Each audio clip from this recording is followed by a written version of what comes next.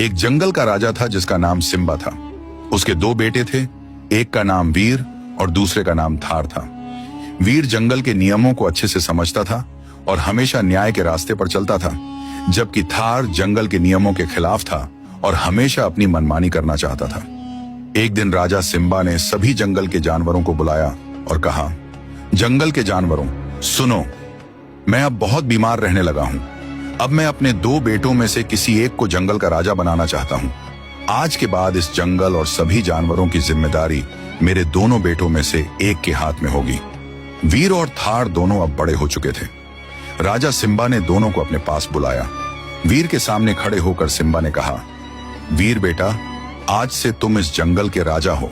फिर उसने आगे कहा, और तुम्हारा भाई थार, वह हर काम में तुम्हारी मदद करेगा। थार यह सुनकर खुश नहीं होता, उसके दिल में जलन और गुस्सा भर जाता है। तभी सिम्बा ने वजीर भेड़िए को बुलाया और कहा, जाओ, पूरे जंगल के जानवरों के सामने मेरे बेटे वीर को नया राजा घोषित करो। वजीर भेड़िया जंगल के सभी जानवरों के सामने जाकर घोषणा करता है, हमारे जंगल का अगला महाराज वीर होगा। वीर धीरे धीरे आगे बढ़ता है और सिंहासन की ओर जाता है। सिम्बा अपने बेटे को देखकर मुस्कुराता है और कहता है, आओ बेटा, अपना सिंहासन संभालो।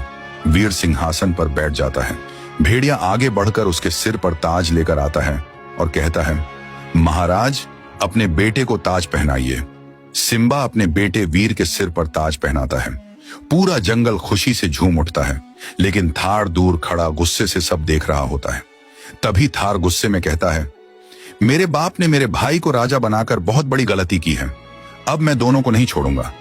आगे क्या हुआ जानने के लिए फॉलो, कमेंट और शेयर जरूर करें।